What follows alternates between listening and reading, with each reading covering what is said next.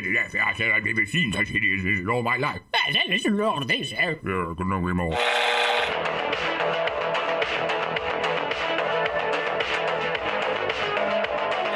Like a furry torpedo to the jugular. This is Honey Badger Radio. Radio with bite.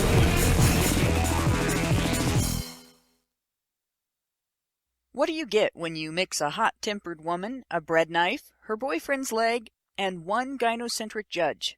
A suspended sentence, of course.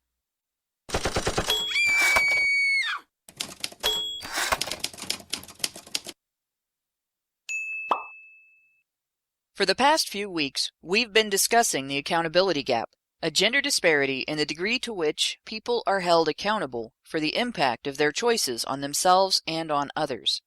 This gap both influences and is influenced by the way our gynocentric society subordinates men's interests and even their welfare to women's interests. That results in egregious double standards and inhuman treatment of men. We've already described how this has resulted in false beliefs such as the wage gap myth. We've gone over how it has led to discriminatory law and policy, as is seen in family law, where its effect is unchecked, even to the detriment of children. We've discussed its impact on sexual conduct standards and their impact on law and policy. Today, we're going a little further along that train of thought to discuss the gender disparity in accountability for criminal acts. Jill K. Dorner, in her 2009 doctoral thesis, and Sonia B. Starr, in a 2012 paper published in the University of Michigan Law School Law and Economics Research Paper Series, both noted unexplained gender gaps in outcomes in federal criminal cases. Both papers described variations in the scope of outcome disparity depending on ethnicity, legal factors, and type of offense committed, but none of these factors completely eliminated the gender gap.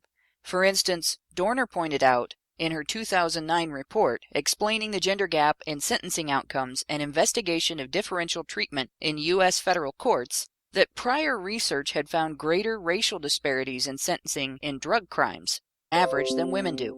Women are also significantly likelier to avoid charges and convictions, and twice as likely to avoid incarceration if convicted.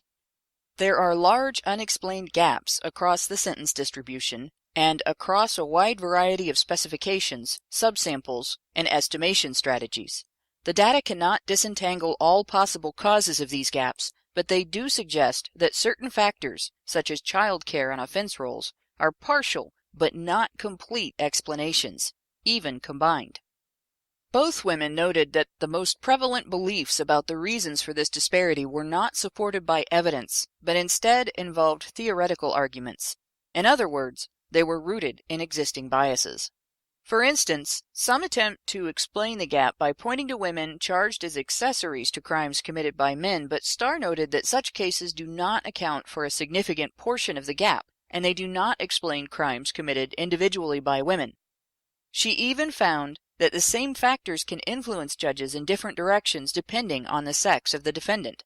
For instance, being a parent would gain a female defendant some leniency, but according to Starr's report, among single men, conditional on observables, having children significantly increases sentences, and among married men, children make no significant difference. So, differing factors related to crimes and their perpetrators are not the main causes of the gender gap in criminal sentencing. What are they then? One clue to this is in Starr's explanation for differences between her study and studies showing a narrower gap. She wrote in her report that previous studies may not have shown such a sharp difference because they had not looked at the role of plea bargains and other pre-sentencing steps in the criminal justice system. The difference this makes is in the role of prosecutorial influence. She wrote, "The United States in effect has a system of negotiated justice, and prosecutors hold most of the chips. They have broad discretion to choose charges from numerous overlapping criminal statutes, and then to determine the terms of plea deals. Plea bargaining does not necessarily focus mainly on dropping of charges. Indeed, the lead charge was dropped only 17% of the time in the study's sample. The parties also negotiate stipulations to key sentencing facts, for instance, the quantity of drugs trafficked or the defendant's major or minor role in a conspiracy. The prosecutor also may make non-binding sentencing recommendations or request special leniency to reward cooperators. Public relations is another area described in Starr's report, as she cited prosecutorial discretion as a potential inroad for gender bias. A prosecutor faced with a defendant who is able to effectively play victim of her own choices risks being seen as an overzealous bully going after a poor, helpless, wayward waif who didn't do nothing but get caught up in circumstances beyond her control. What a nightmare when attempting to persuade a jury to find her guilty, should the case be anything but sensational. And even more so if the case is remembered as prosecutorial bullying the next time that prosecutor is up for re-election. Starr reported findings from previous research indicating that prosecutors' choices in what charges to bring and the resulting determination of sentences sought were affected by factors such as these. One factor is not noted by either researcher, and I have not seen research on gender disparity in criminal court that did look at this. Disparity in outcomes for reported intimate partner and sex crimes is written into the law. In Western countries influenced by feminist jurisprudence, intimate partner and sexual violence law is embedded with the assumption that perpetrators are male and victims are female. In some countries, including the U.S., this is so blatant that national law itself has a gendered title. In the U.S., it's called the Violence Against Women Act. Throughout the law, gendered language is used liberally in an indication that the law's protection is reserved for female citizens and its repercussions for males.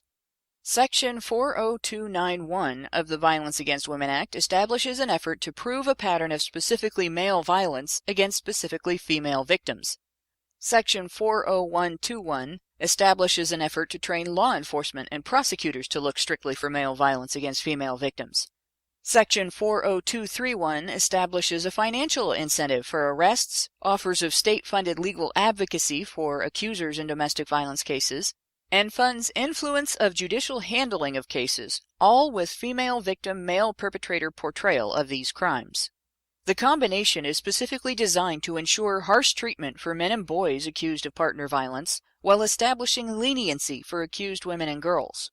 This has resulted in more than gender disparity in conviction and sentencing outcomes. Included in a 2011 report, The Help-Seeking Experiences of Men Who Sustain Intimate Partner Violence, an Overlooked Population and Implications for Practice, by Emily M. Douglas and Denise A. Hines, is this statement that some male victims of partner abuse report having been arrested upon seeking help from police, rather than their perpetrators being arrested. In other words, in this area, not only is there a disparity in outcomes for perpetrators, male victims of female perpetrators face potential punishment for attempting to hold their perps accountable at all. Another influence affecting the accountability gap in criminal cases is that of women's advocates.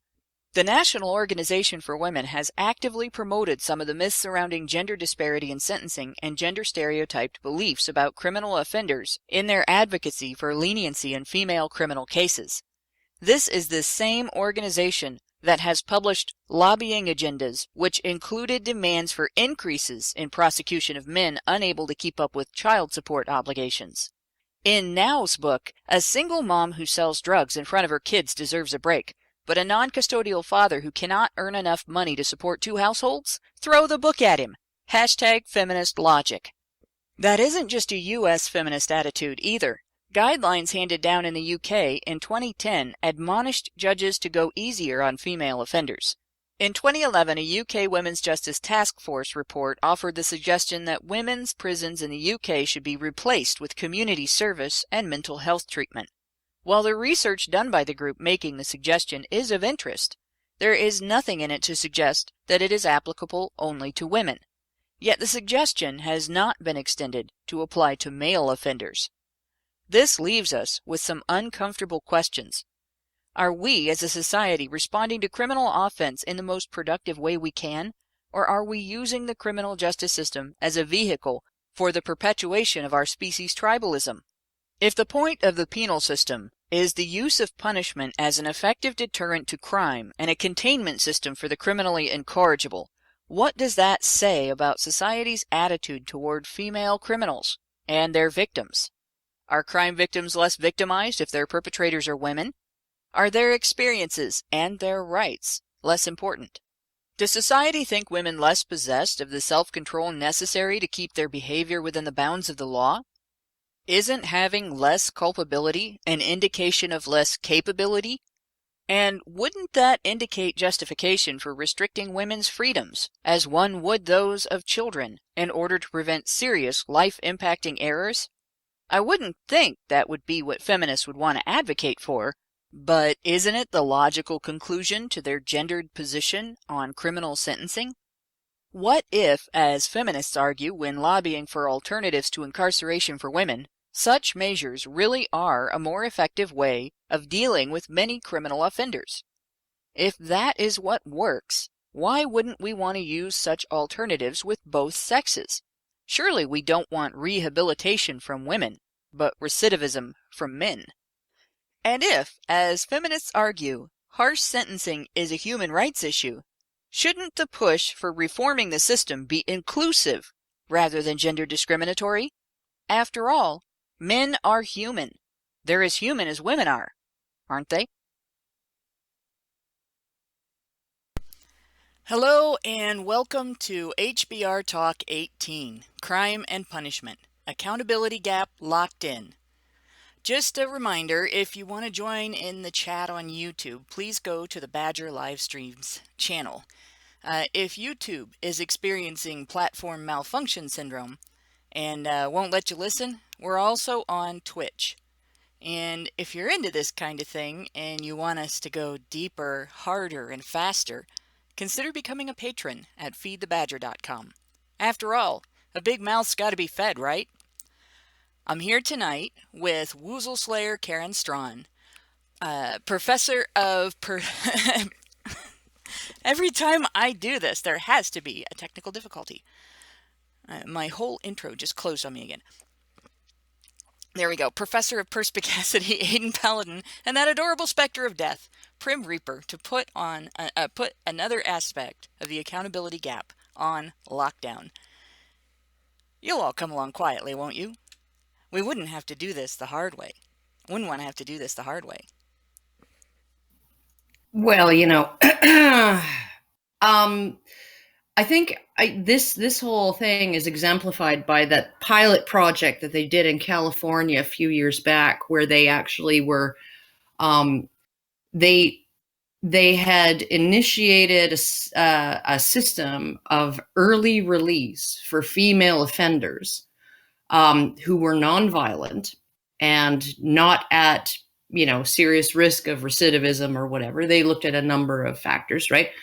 And they were going to be like, okay, we can actually clear up some space. We are piling people in prisons in California, stacking them cheek by jowl, Velcroing them to the walls and the ceilings to make space, right? Because we just don't have it. It is overcrowded, right? So let's let nonviolent female criminals out early.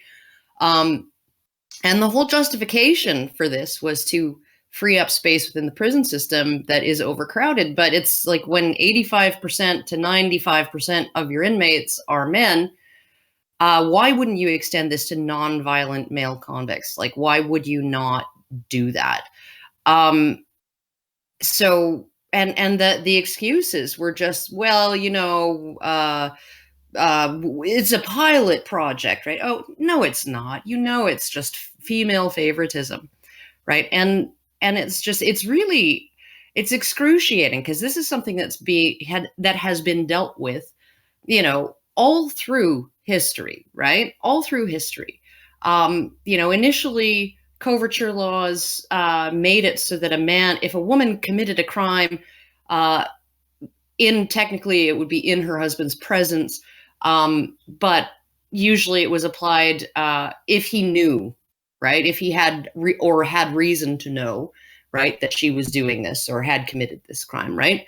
Then he could be prosecuted in her stead, because it was his responsibility to ensure that she obeyed the law. And then in the 1920s, in American newspapers, they were having a debate about giving a general amnesty to women who killed men, because just in opinion pieces in these newspapers, because they considered it was considered a waste of taxpayer money to even prosecute a woman. And then you have movies like Chicago, or musicals like Chicago that lay this out in absolute perfect detail. Pretty much you had to kill a man because he popped his gum too loud, right? And it just annoyed you. He caught you on a day when you were in a piss mood, and you said, you're popping your gum, and I don't like it. And he just did it again, and you shot him in the head, right? And he had it coming, just like in the song.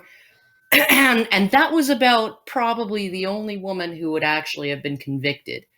So it's essentially like, this is an ongoing problem. This is not a new problem. This is not a problem with feminism.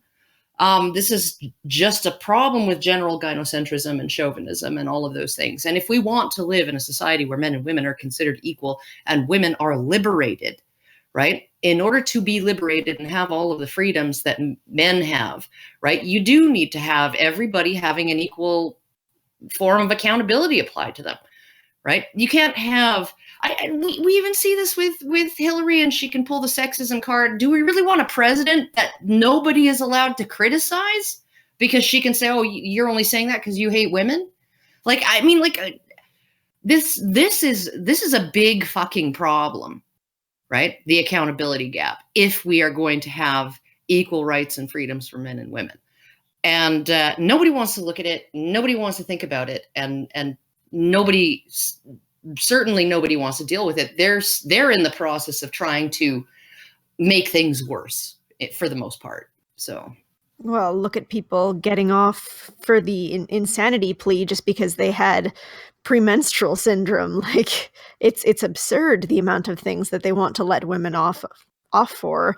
And so many people are like, oh, they shouldn't even be sent to prison, period. It doesn't matter what they did. It's just a waste of time. That would send the wrong idea, right? There's a good pun there, though, by the way. Unintentional, I assure you. Yeah, I actually just looked that up too, like what the numbers were on that, because I was just interested. I mean, I knew that I was trying to see if I could figure out exactly how much we spend on women's so-called prisons compared to men's prisons and incarceration. So I did find at least that women make up about 6%, though, of inmates compared to men. And I think just based on that, we could probably, draw some conclusions about how much money is being spent on that alone. So, yeah, that's an absolute absurdity to say, oh, well, if we want to save some money, we should, let some of these, well, it almost implies innocence. These non-violent female offenders go. They didn't do nothing, yeah. So, yeah.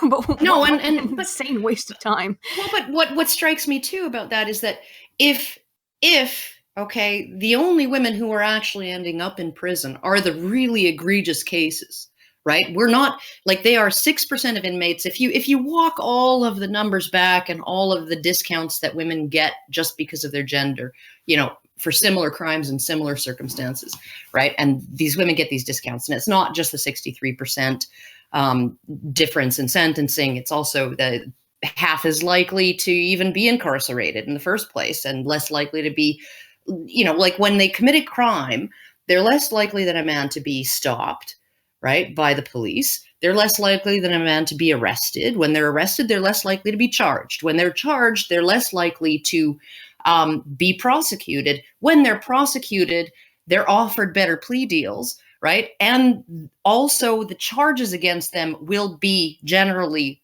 less severe than the ones that would be levied against a man, right? If it goes to trial, they're less likely to be convicted, and they are half as likely to be sentenced to any incarceration at all. So really, we're only putting the worst of women in prison, right? Also, and so to say right, that 6% of inmates who are the worst of the worst in their category should be the ones who we should have some program to let them out of prison to free up space and save money, right? Are you fucking kidding me? Oh, but also plus they're not using the same facilities. So the whole space thing is also ridiculous. Yeah, see, Well, that's I the other highly thing. doubt. I highly doubt that women's prisons are too, like, seriously overcrowded. Not Yeah, the way no. men's are. And they would still have to keep them open because there are still going to be some women that you can't let out of prison without endangering the public, regardless of what feminists say about violent women and how much they want to blame female violence on a partner or on circumstances or on various other factors.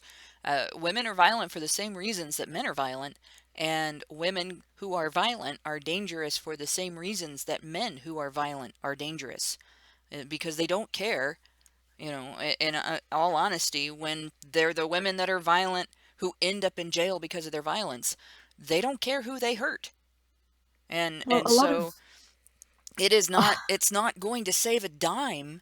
It still costs the same amount of money to run the facility. It still costs money to staff the facility. It still costs money to staff the kitchen. It still costs money to heat the facility, to basically run all of the utilities.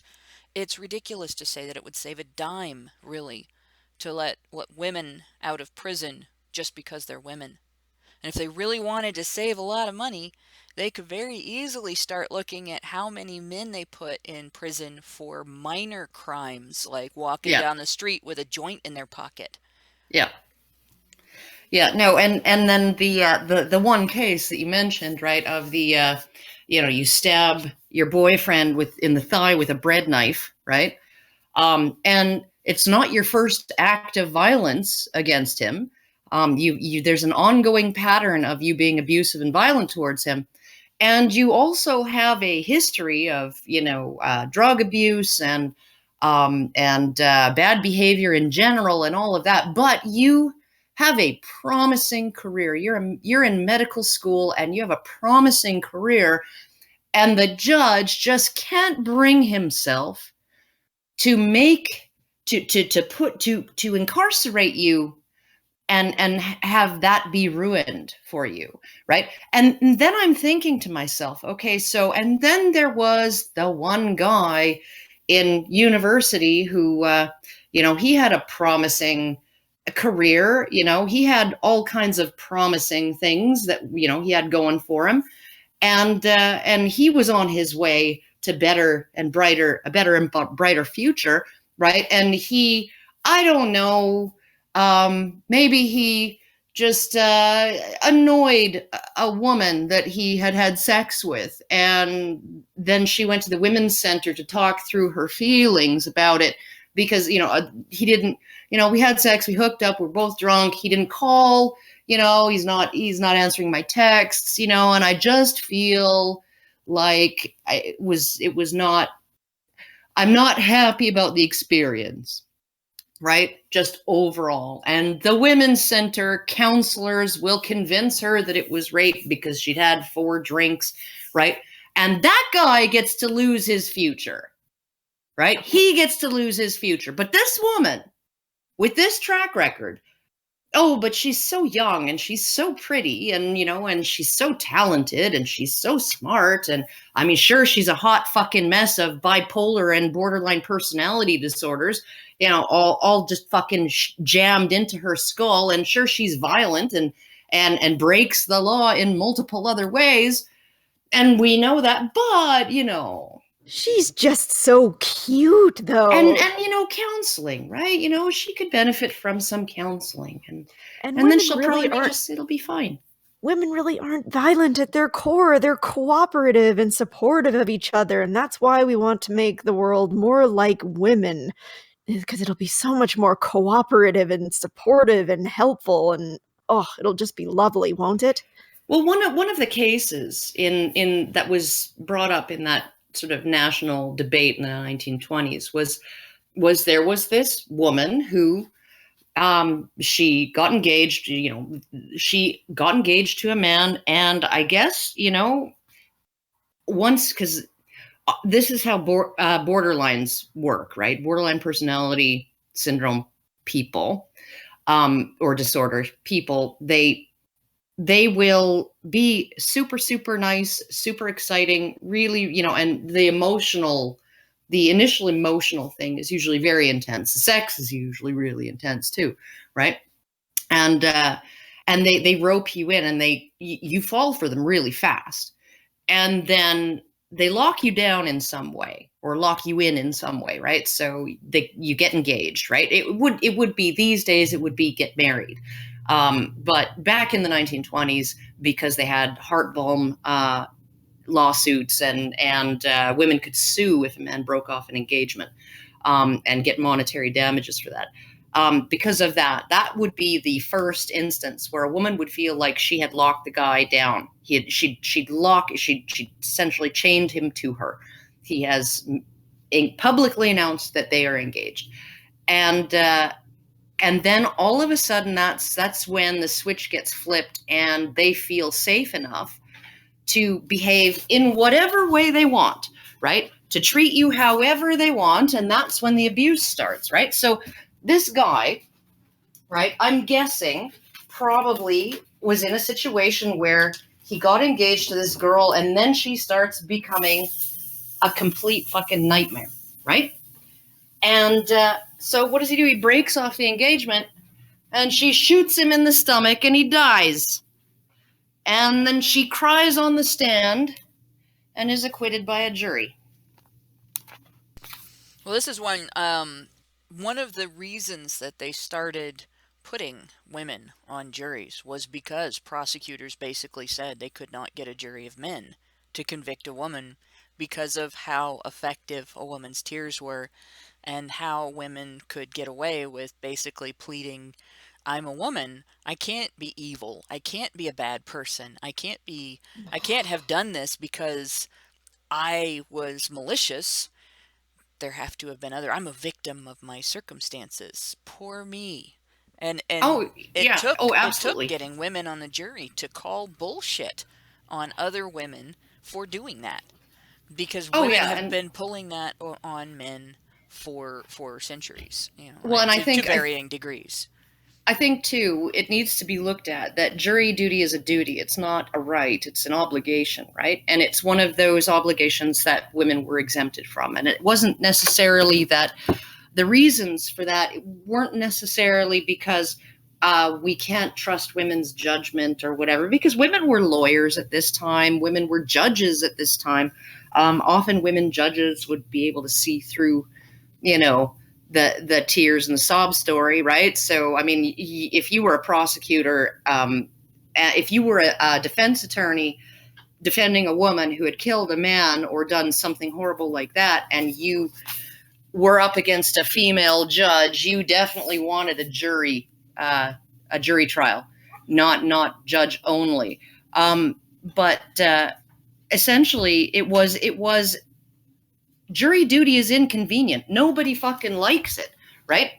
And so this was one of those things where women were exempted from a specific obligation, right? That was an inconvenience, and nobody, like men don't want to do it. It pays next to nothing, right? And you don't get compensated for your lost wages. And they were like, oh, should we really force women to do this too? Right. So it wasn't even that they were, that the system was saying, oh, we can't have women on juries because they can't be trusted to make the right decision. No, it was because, it would inconvenience women. It's the same fucking argument to keep women out of the draft now. Right? We also had, for the longest time, women were exempt, at least upper class women were exempt from having to face the rougher side of life in every way that society could exempt them. So you wouldn't have seen society trying to put women on jury duty in cases where there'd been a murder, or in cases where there'd been a rape, or in cases where there'd been some other significantly violent crime, because that would be forcing them to face the rougher side of life. And with women being sheltered and protected, why would society have said, well, we're going to shelter and protect women all the time, except jury duty. We're going to make them look at dead bodies and listen to descriptions of how somebody was killed and stuff like that, because they can handle it then. It was just consistent with the way society sheltered women. It's interesting. Sorry. No, go ahead. I was going to say it's interesting because if you think about it, the whole idea of women even as criminals is relatively new and basically has to come out of forensic evidence. Because up until then, unless you walked in with her with the gun or the knife in her hand, I think generally speaking, it was just presumed also that women, they as this presumption of in the gynocentric society of women as being innocent and soft and kind and incapable of violence. It even takes until we have to have such an enormous, overwhelming amount of forensic evidence to even start to prosecute women. And even then, they still get away with it. Oh, well, and the way women commit crimes historically has led to this. I mean, there's this myth in criminology that their female serial killers really don't exist. Now, female serial killers, they are different enough from the typical male serial killer. A male serial killer generally leaves a pile of like a trail of obviously murdered bodies in his wake, and often will go out of his way to get attention to what he's doing, for what he's doing, right? He wants people to know that he's out there doing this. But female serial killers, they more typically operate in ways that are concealed. So, they'll use poison, or they will operate within the bounds of close relationships. So, you get the Black Widows who serially murder their husbands, and there was this one case, I read about it, some of the stories on it that were in the news at the time, on the unknown history of misandry. I think it was in the 1800s, and this woman ran a nursery and orphanage for young unmarried women, right? And so if you were a young woman and you got pregnant out of wedlock and you were poor and you had nowhere else to turn, she would take you in and help you have the baby, and then she would look after the baby until she could adopt it out. And she managed to rack up what they believe now are hundreds of murdered babies. She didn't adopt out a single one, right? Jesus. Yeah. So I mean, it's really, but I mean, like, how do you detect that? Particularly in a situation like that where there's all this secrecy, none of these women want to talk about it. They're going to her because they want to keep it all under wraps, and so it's essentially the whole thing is a big secret. It's shrouded in secrecy and shame. So nobody's going to blow the whistle. Nobody's going to get suspicious and blow the whistle on this woman, because then they'd have to admit that they got pregnant out of wedlock.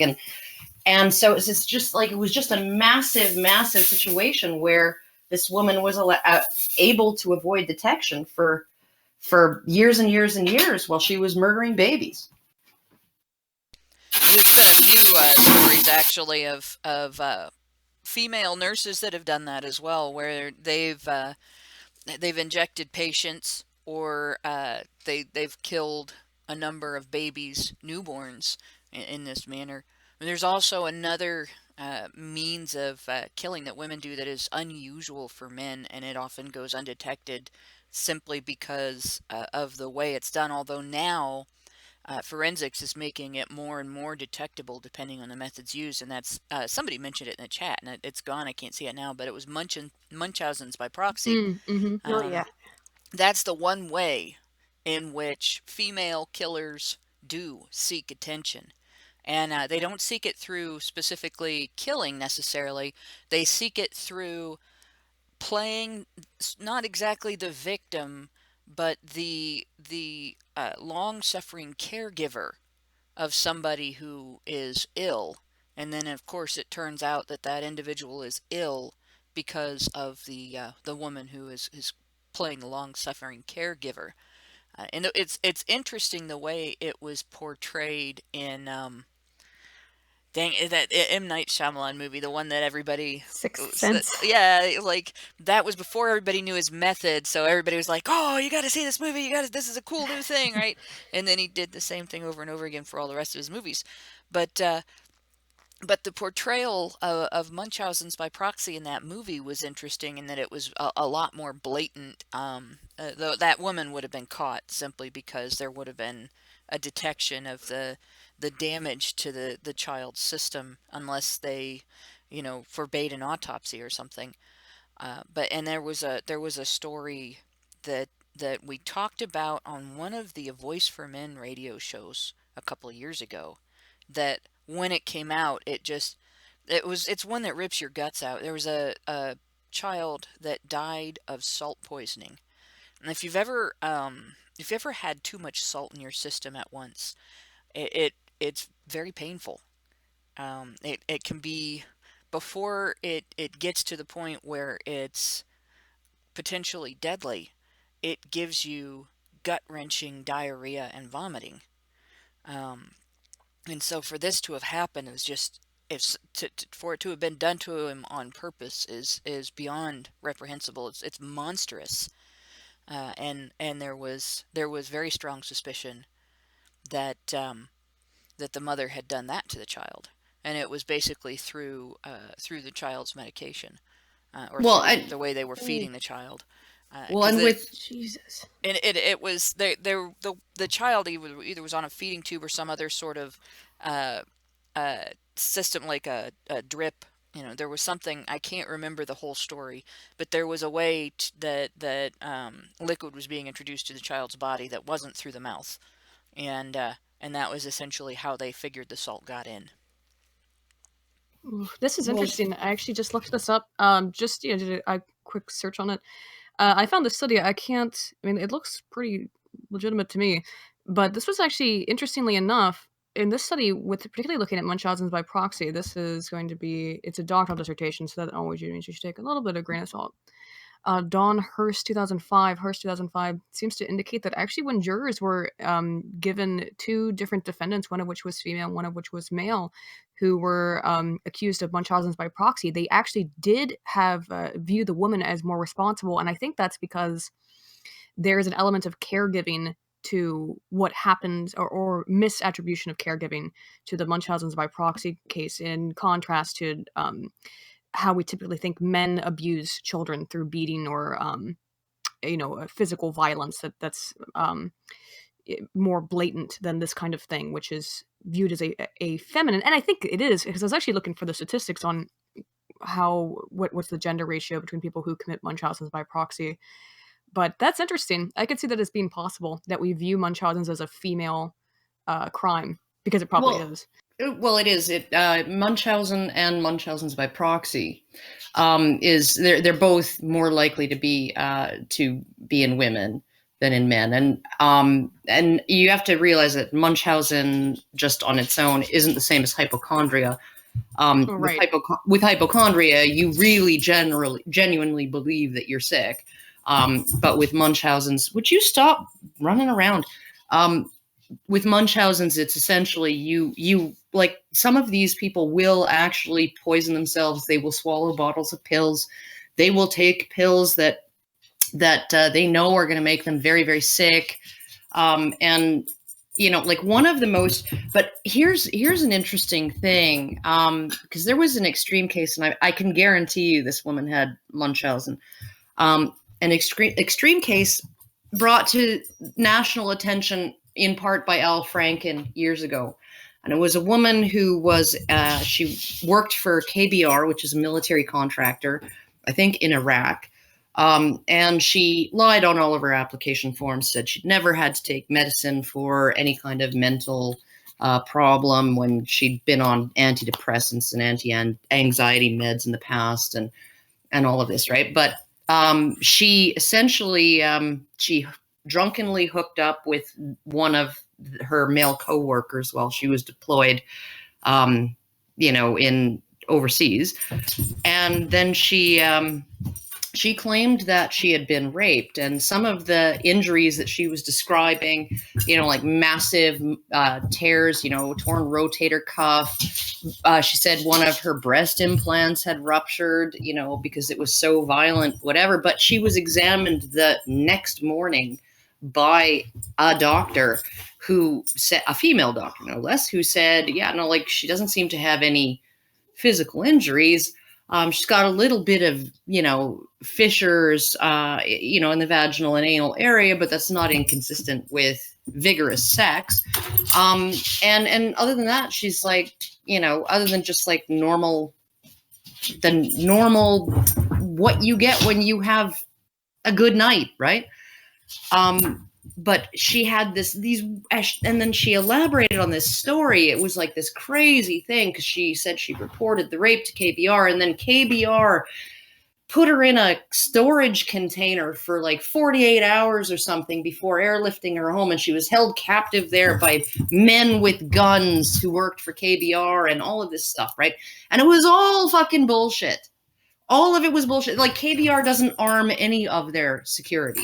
None of them have guns, right? And they, you know, like, and it just, the entire thing was so unbelievable. Then during the trial, right, because Al Franken helped get the laws changed, the federal legislation changed. It used to be that if an employee had this type of grievance with a military contractor, it would go to binding arbitration. It would go to a mediator, and it would be settled sort of in-house, and there would be a legal settlement, and the employees were not allowed to sue. And he ended up convincing the government to change that law and allow her to sue. So she sued. She took KBR to court.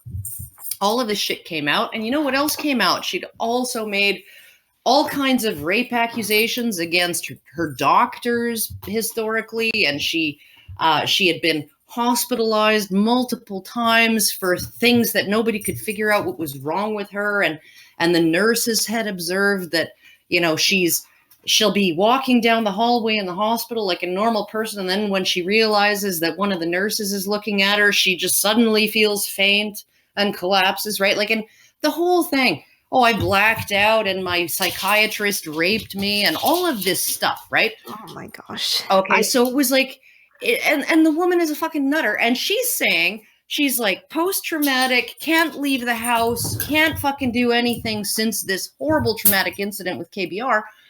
But during the 2 or 3 years between when this happened to her, when she said this happened to her, and when the trial was going on, what did she do? She completed 2 university degrees. She courted someone, married, and had 2 children, right? She testified before fucking Congress, right? She wrote articles. She started a fucking foundation for victims of sexual assault, right? Became a poster child for that, right? Somehow she did all of this when she was so agoraphobic and traumatized that she couldn't fucking leave her house, right? I mean, like, this woman is just fucking insane. Well, one thing that I wanted to mention, because this story is very much like some of the things that I would experience when I was volunteering. And again, I can't give the details on this due to ethics concerns, but you can really tell the difference between somebody who is legitimately seeking help and somebody who is, well, trying to tell stories. Because the people who are trying to tell stories are either the most unlucky people in the entire world, or, well, they're fabricating falsehoods because they just string off this list of things that are happening that are just the most terrible, egregious things. And it's just like, okay, well, you know, you've said that these things have happened to you, and you also have said that you've gone to the police. But if you did that, there's no way in God's green earth that whoever is doing these things to you would still be walking free, because that just would not happen. So you can really tell when somebody is trying to tell a story just to get attention, and it's ridiculous. And basically it's just like they're trying to call in to have somebody else validate them. And the trick there is basically not to say, oh, these things that's so terrible that happened to you, that this is also obviously true. It's basically just to tell them, like, oh yeah, why don't you go tell the police? Why don't you go and get some help? Because really, in those cases, that's often what they actually need is some help to work through these things, these attention-seeking trends, because they can often result in innocent people having accusations made against them when taken to their logical conclusion, which is just ridiculous. And going back to kind of the topic at hand, the thing that's so um, awful about the current system being the way that it is that they don't even really have to go to the police anymore. They don't have to get help. You can just sling these accusations, and there is no accountability. It's I mean, on some level, it does go that far, but in terms of the court of public opinion, all that needs to happen is an accusation. Yeah. And in contrast, if you make an accusation against a woman, it doesn't matter how much evidence you have. You have to, well, you have to have some very solid evidence, particularly when it comes to criminal investigations. Because again, this is interesting though.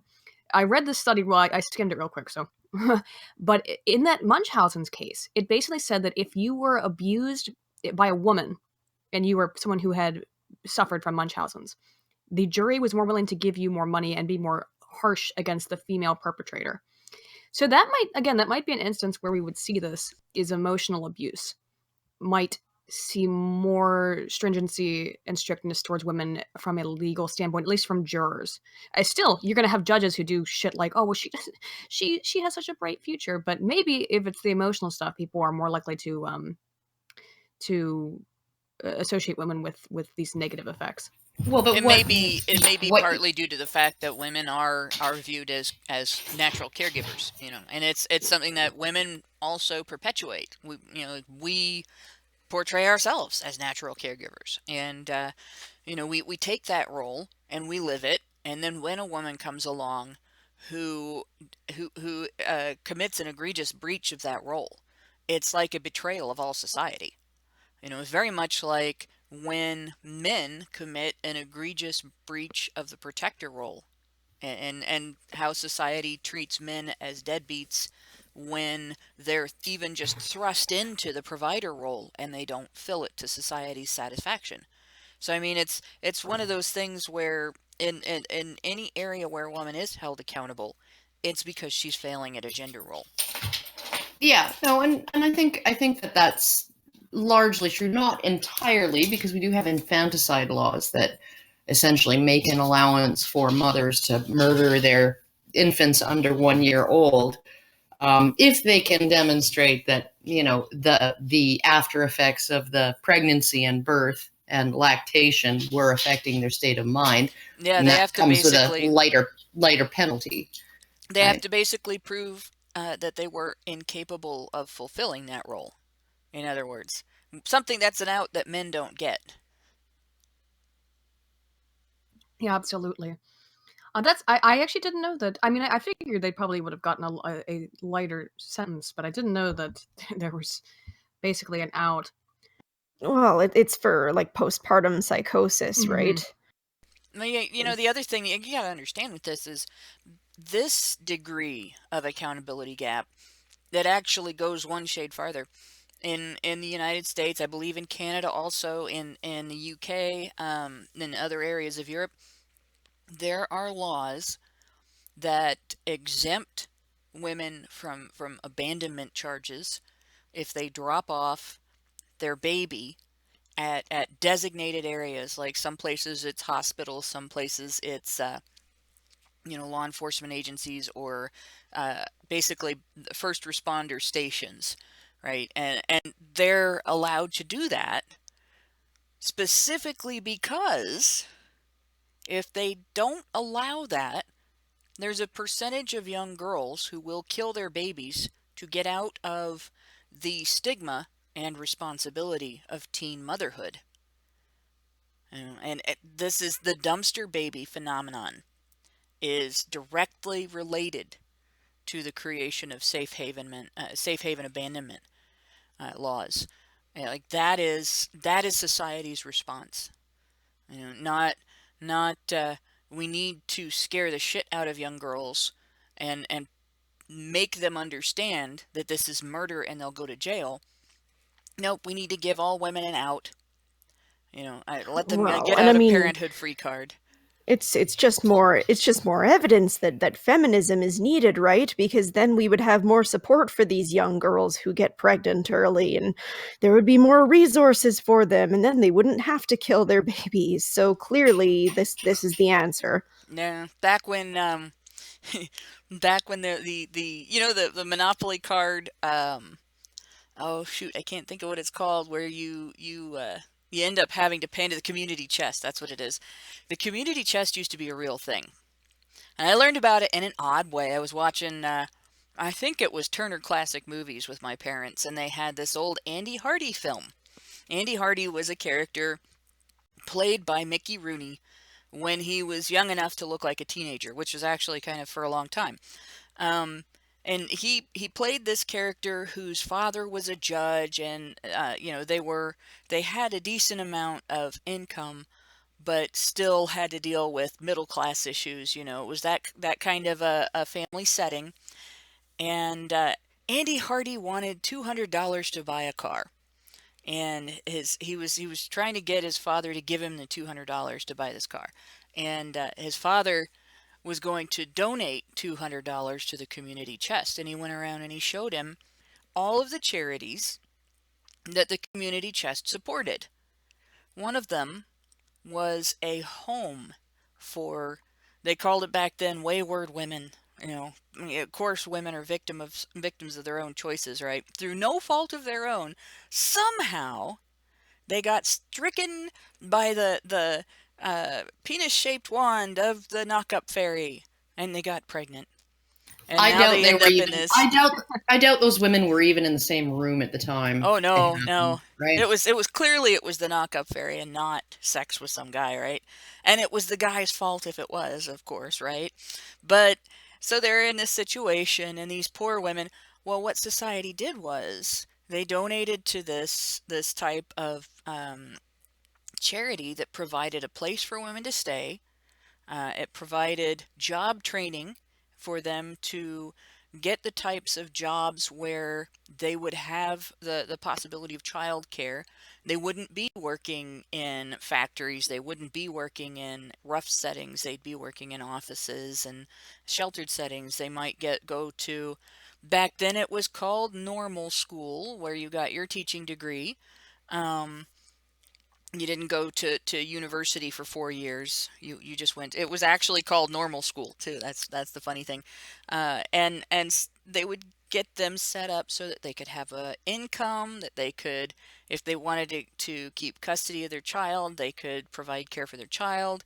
If they were looking to adopt out, their child could be adopted. That was a big thing, and it's kind of gone now. And I think part of the reason it's gone is because people don't view it as a necessity, because we have a welfare system, and we have abortion, and we have all these types of birth control. But teen pregnancy hasn't gone down.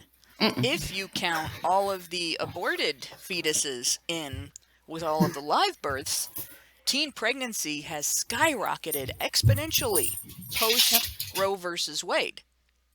So obviously something like this would still be necessary. Okay, but when was Roe v. Wade? 72. Okay, yeah, no, but that was after the war on poverty started. Yep. Right? So you already had. Is that your dog in the background, or did you kidnap Curly? Okay, no, ringtone. It's Dr. Zoidberg. Why not Zoidberg? There we go. And it's just perfect for this discussion. Yeah. When welfare started it, and it started it with taking the father out of the home, but you have that phenomenon wherein girls who are raised in a single mother welfare dependent home are 50% more likely to get pregnant out of wedlock. Boys who are raised in a single mother run welfare dependent home are 50% more likely to impregnate out of wedlock. So the problem perpetuates itself, because you end up with the next generation on welfare raising children unmarried, and their children are more likely than their parents, and so on. It's worse. It's worse than that, right? Because what's going to start happening, and what has been happening, is that things are going to start to become earlier and earlier and earlier, right? Because the menarche has been just on average age of menarche has been going down for the last 120 years or so, since they started, really tracking the records and like picking through medical files and historical records and stuff, right? So, but when it comes to a girl who's raised with no father in the home, right? She might have a father, even a father who's involved, right? And sort of, spending time with her. But if he's not in the home, then she will reach menarche earlier, right? And she will become sexually active earlier. I heard that it's even earlier with like a stepfather figure in the picture as well. Yeah, the data I've seen say biological father figure makes a huge difference. Yes, it does. And it's because that is the, in terms of like statistical reality, which seems to actually have an impact on our evolution. Oh my goodness. Because the father is the adult male who is going to be the most invested in the safety and provisioning of that girl, other than her future husband. Okay. So this is the man. And when that man's not around, right? What does she do? What does her biology program her to do? Right? Sexually mature faster, so you can go find the next best guy, right? The next best protector and provider, right? Which is a mate. Go actively seek that. So reach sexual maturity earlier and go start having sex earlier. That's what her biology is going to tell her to do if biological dad isn't around enough. This is something that this is probably the biggest area where the fail at female accountability causes harm to society, because there's a lot of other areas in which the accountability gap kind of hinges on this. When you start out from the standpoint of a single mom who raises children without their father around by choice because she got pregnant out of wedlock, and she's welfare dependent, and she does nothing to improve her situation, and she does nothing to improve her children's situation, and then her children have negative outcomes, or they have their outcomes are not as good as they could have been because their mother was not dedicated to their welfare. And then you have, it goes on generationally. You have this progression of younger and younger unwed parenting. You have more and more crime. You have more and more poverty in this situation. And at the other end of it, you have society condemning men for something that women are essentially in control of. We talked about this in the reproductive rights end of the accountability gap. But this contributes to the accountability gap in criminal law, in that a lot of times girls who grow up to engage in, because girls are 50% more likely to end up on the wrong side of the law too, in circumstances where they are raised in a poverty situation, without a father in the home, without the attention of their mother, and in a neighborhood that is a high crime neighborhood because they're poor, because they're living in housing that's paid for by the government, and so on. A lot of this hinges on single motherhood by choice. But I mean, like, you have to look at the whole picture, right? Well, because everybody, they are able to look back at that in the courtroom and say, well, I ended up in this situation because of all these things. It's not my fault. Bat the big doe eyes, and boom, the judge is like, oh, okay, you poor thing. I know, but what's so frustrating about this in particular, because being raised by a single mother contributes to criminality, it contributes to gang activity, drug and alcohol abuse, all of these things, right? Behavioral disorders, all of these things are, really disproportionately present in children of single moms compared to the average. So, I mean, like, and if you want a comparison, right? A lifelong smoker, right, is 23 times more likely to get lung cancer than someone who has never smoked. Okay? But when it comes to running away and being homeless as juveniles, right, that's a 32 times higher risk if you were raised in a single parent household. And that's just compared against the average, not compared against, kids with two parents, that's compared against the average, right? So, and so essentially what we're looking at, we're looking at like extremely highly correlated phenomenon. And what happened necessarily when we removed the stigma from single mothers is we removed the motivation of any man, the social motivation to make an honest woman out of her, right? Now he can just give money, right? Now all he has to do is give money. And one of the horrible things is that the state has outcompeted the vast majority of men who are in lower income brackets, right? So a woman on welfare, depending on what state she's in, right, when it comes to monetary, like actual cash benefits and subsidies, right, and like discounts and food stamps and WIC and all of this stuff, right, that she gets, some of them in the form of cash or cash equivalent, and some of them in the form of, you get to live in co-op housing or subsidized housing or whatever, right? What you are looking at is any man that wants to actually be a present father and make her an honest woman he has to earn at least $60,000 a year to make it worth her while to choose him over the government. Just to kind of go off what you were saying, and also to kind of tie it back into the intro video, you're right. There are a lot of problems for single mother households in which the children are often raised in poverty. They will turn to male figures in gangs for that male support, and they'll often achieve lower educational levels. They'll have fewer job opportunities, that kind of thing, and then they'll eventually wind up being more likely to turn to illicit activities to move forward.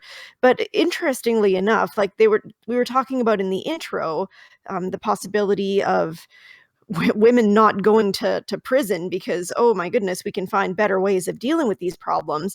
And interestingly, there is a system in Norway that does, in fact, treat people differently. They when they go to prison, it's not really a prison per se. It's an area where they can go. They're treated like human beings. They're given education. They're given career training, and that area has one of the lowest rates of recidivism ever. So it would, in fact, be ideal to have both men and women be treated in this way. But that's the thing. They're not advocating for this for men. They're only advocating for it for women. But if they wanted to be equal, if they actually wanted to have positive results, they would advocate for this sort of thing for both people rather than the god-awful for-profit system that the states have currently. Well, one of the things that I find hilarious is that they, like these social justice advocates, especially particularly when talking about Black and Hispanic people, right, will essentially say that the prison system is set up just the criminal justice system in general is set up in such a way that it almost necessitates recidivism, right? Yeah. The way, like, if you're not a criminal, but you fucked up once, right? And then you go to prison, you come out the other side of that a criminal. And you're either a criminal because you learned it in prison, or you're a criminal by necessity because now you have a criminal record and nobody's going to hire you. And so what the fuck are you going to do to feed yourself, right? So, I mean, essentially it generates recidivism and does not. But when you look at you look at the approaches, the different approaches that the justice system takes for men and women, right? So whereas a man will get 5 years in prison, a woman might get community service and mandatory counseling for her equally serious offense, right? Okay, so and then they say, well, men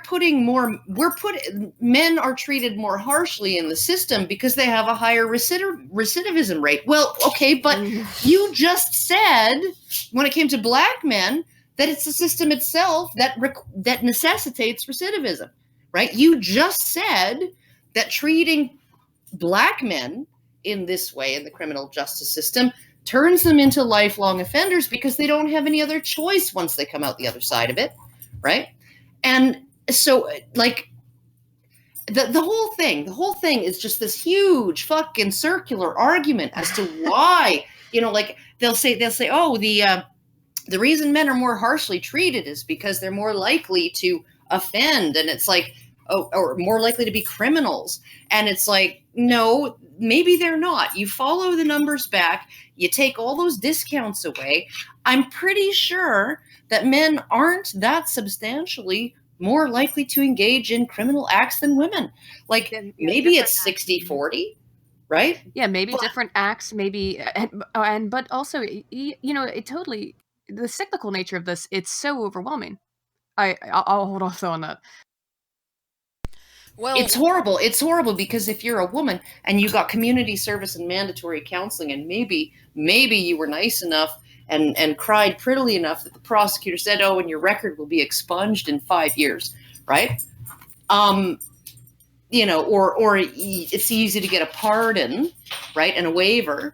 Like, if those things are easier for women than they are for men, then of course what you're doing is you're snowballing this whole fucking cycle of gender differences in treatment between men and women, right? And you're using the results of the differences in treatment as a justification to continue doing it.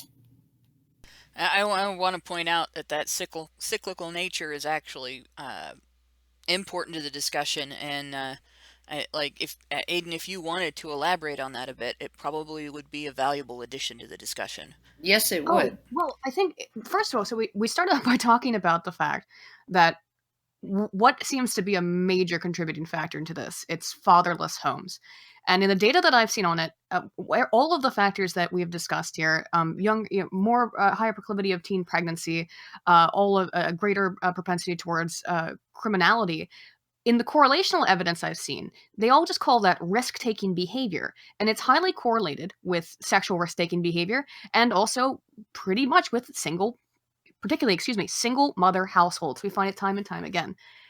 And then we have this system that over-criminalizes men, makes men more likely to end up not capable of being father figures, and perpetuates an ongoing system of fatherless homes that produce children that are far more likely to have this propensity towards risk-taking behavior that lands them themselves into this cyclical prison system.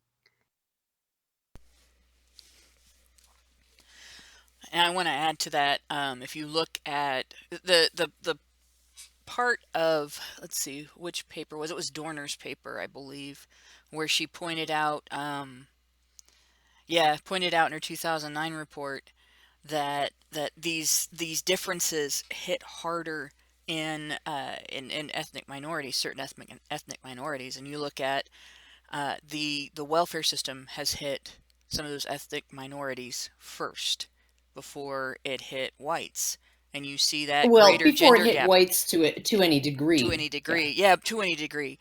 And so you ended up with an entire generational difference in which ethnic groups had more fatherless homes. And you also see, at least in American society, there is an ethnic difference in the demonstrable display of masculinity among men. And it does seem to hit guys who grow up in neighborhoods or in sort of the culture of the area where they live, and the culture of the people that they have to be around every day, and also the culture within the prison system if they get stuck in that system, get caught up in that system, starting even in the juvenile detention system, and that happens with a lot of guys, is that they're basically their gender signaling, has to be more overt, and it has to be more rugged, and it has to be a greater display of capability of enforcing one's territory and one's boundaries. And this is something that that seems to be the groups of people that are hit with a harder gender gap. And what I pointed out in the opening was from Dorner's report. I'm going to repeat it. She wrote, explaining in her report, explaining the gender gap in sentencing outcomes, an investigation of differential treatment in U.S. federal courts, that prior research had found greater racial disparities in sentencing and drug crimes. In her research, she had found that the gender gap in both the odds and length of incarceration in drug crimes is larger for Black and Hispanic offenders than whites. And this is something that when I read that, I thought they're getting socked into jail because they're manlier. They're specifically, they're viewed as manlier, they're viewed as tougher, or they're working to try to be viewed as manlier or tougher. And they're getting treated as more responsible, more accountable for their behavior than the women are, because the women survive in that same environment consistently by turning to government. And so when they go into the prosecuting attorney's meeting, for, we're going to offer you a plea bargain, they're more likely to turn to the government as a helper, whereas the guy is more likely to see the government as an attacker, and he's not going to see the prosecutor as his friend. And the prosecutor is going to be the same way. He's going to see the guy as more accountable for what he did, and he's not going to cut him as much slack. So you have that situation as well, and that hits that. I think that really plays into that cycle very, very hard, and it's something that it's a prejudice in the system, and it's a sexism within the system, and it's unique, I think, to minorities that were hit by the welfare system first, and that have had to change the way they developed socially as a result. So that's something that, and I don't think women have necessarily the experience, even watching it happen to the guys around them. I don't think they have the experience to fully grasp what happens to a guy in that circumstance, because he's basically one big target. And they aren't really going to, and they have to know on some level that the things that happen to men under the system are not realistically ever going to happen to them. So it does place you in a position where how can you have true, you can have sympathy, but you can't really empathize typically from that position, considering you have to know that's not a possibility for you. These aren't things that affect your life. Well, you see that in women who say things like, this is an unpopular opinion, you guys, but I'm okay with a few innocent men getting thrown under the bus if we can catch more rapists and blah, blah, blah, like that one. Yeah, I know. We all know you're okay with it, bitch. Right? Like what the, oh yeah, because no skin off your fucking nose. You stupid bitch, right? Like, thank you so much for your sacrifice. Was so mad at her, and rightfully so. It's not her neighbors, it's not her family, it's not her friends, it's not her kids that this is happening to. She doesn't live in the kind of neighborhood where that happens to the men. No, it does happen to men. It happens to men in college. It happens to men does, in, but this is, but she doesn't live in the neighborhood where that's a typical thing that happens to guys, where they know walking down the street that they're going to get hassled, and they know that. No, but what I'm saying is, for who they are, they're a target. No, but what I'm saying is, she's saying, right, and I know exactly who Prim is talking about. She's saying a few men falsely convicted is a price I'm willing to pay, right? I'm willing. You're paying the price. You're not paying the price, you stupid whore, right? No, she's definitely not. Right? But if that's the price that I have to pay to dismantle patriarchy, is what she said, right? Or to end patriarchy. Like, are you fucking kidding me? You dumb, stupid, hubristic, arrogant bitch, right? Completely, because you are not paying any price there. This is not a sacrifice that you are making, right? No, you are essentially saying, well, if a few Jews need to go into ovens to like make us Aryans great again, right? That's a price I'm willing to pay. Like, what? And this is something that Fuck. is repeated throughout feminism. And this is like, I have heard that argument over and over and over again the entire time I've been a men's rights activist. And before I knew that there was a men's rights movement, I would get into arguments, particularly about the from the time I was in school and everything, the growing treatment of drunk sex as a rape situation. This idea that it's okay to sacrifice some men to false accusations in order to protect women and girls from what feminists see as a worse crime than crimes that kill, maim, and destroy you. Which I never really understood. That they've expressed that. I've heard that for 20 expressed minutes. For 20 years minutes, ago. you Oh got. my God! For It makes 20 me want to minutes, smack somebody. No, and what they're describing as that crime now, right? Because it used to be there used to have to be an element of force. You used to have to prove resistance. Like it used to have to be something that, oh my God, I really don't want to have sex with this person. Like, absolutely not. No, no, no, no, no, no, no, no, no. Right now, what they're describing is this horrendous crime that is worse than death, that is worse than getting cancer, that is worse than watching your child die of cancer. Apparently, right? It's worse than anything else. It is the worst possible thing that they can imagine.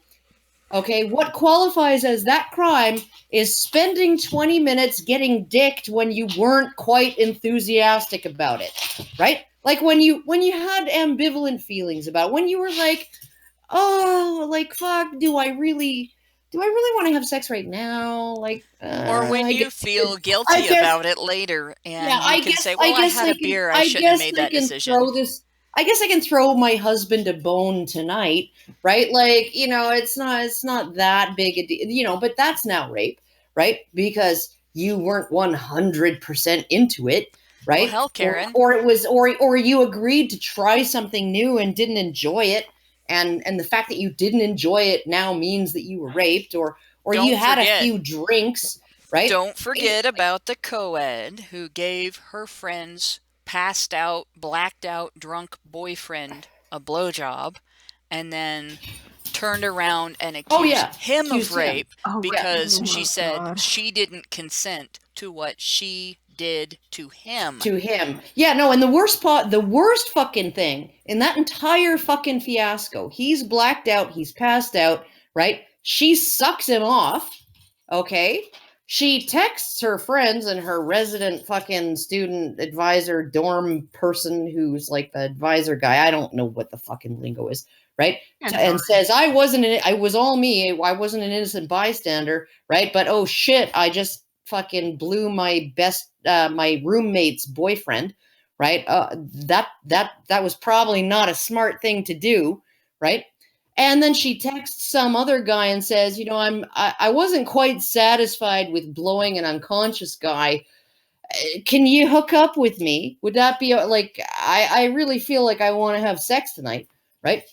Okay, so, and she's the victim, okay? She's the victim, apparently. She reports that as him raping her, okay? And then because he had no idea that any of this had happened until he was like brought up on fucking an accusation, and he's like, holy shit, did she suck my dick that night while I was fucking passed out and blacked out? I have no memory of that. Like, what the fuck? So then he tries to file a complaint that she did that to him, and the university said, you can't actually lodge a complaint about that because that would be considered retaliation against the victim. Some victim. Like I said, women are victim of their own choices. I am going to I'm going to go through, because I've been delaying it here, but I'm going to start reading off some of our super chats because we're amassing quite a list here. And poor Jojo's going to end up having a hole in his wallet the size of a truck if he keeps giving us $2 here and there. So we started with Field of Bears, who gave us $5 and said, can't wait for the next 3-hour social science lecture. I wish we could still go for 3 hours at a time, but unfortunately, we can't because I gotta go to work tonight. Joey Jojo's first one is, he gave us $5 and he said, honestly, I wish women did not have free will at all. I wish women were just machines that men can control because you ladies can't control yourself. That's the problem with modern society, is that too many people actually believe that women can control themselves and they choose not to, and they should be accountable when they choose not to. And it is lazy, malicious, or otherwise wrong when a woman chooses not to control herself, as much as it is when a man chooses not to control himself. Women do not need that pass. And it is not beneficial, not truly beneficial to anybody when women are given that pass. Women get immediate benefits, but in the long term, that is a barrier to greatness. Not being accountable is a barrier to greatness. This is why achievers are mostly men, because men have to suck it up and drive on, and men have to be accountable when they fuck up, and men have to be accountable for getting done what they started and for taking care of what's in front of them. And if women had that same accountability, you might see more female achievers than we see now. Well, one of the things that Bill Whittle said, Bill Whittle is a conservative commenter. He does his stuff through PJ Media, which is Helen Smith is associated with them. But what he said, what he described as white privilege, he said, white privilege exists. And white privilege is the privilege of having nobody else to blame. Right? Because having nobody else to blame but yourself means that you have to get better, right? You have to actually take things on yourself. You have to actually, there's no excuses, right? You have to actually get it done. And I mean, I'm not necessarily certain how well that applies to white privilege, because I think white privilege actually exists in other forms. Whites are the majority in most of the countries we're talking about, and that affords them some social benefits and stuff like that. But when it comes to male privilege, that really seems to be the case. Male privilege is the privilege of not having anyone to blame but yourself. So you are forced to get better. And then when you get better and you outcompete the others, that is your privilege, right? That is when you are perceived as privileged. Privilege is when you have gotten better enough, right, to outcompete the others. Yeah, exactly. This is why I say, even though yes, there are immediate compelling rewards for being able to make all of the excuses in the world, in the long term, it's very damaging. It's very damaging to any group of people to have excuses provided for them to not improve and not get better, to not do their best. So we have Jonathan Rossler, gave us $5. He says, one question we can ask from this is not whether women should receive a harsh sentence, but maybe whether men should actually receive similar sentences. And this is something that I was thinking as well. It's why I asked that question close to the end. Do we want do we want to consider if harsh sentences actually are wrong, if when feminists lobby for alternatives to incarceration for women, that therapeutic sentences are actually more effective in rehabilitating offenders, and at the other end of that rehabilitation they come out and they don't commit more crimes and they become productive taxpayers.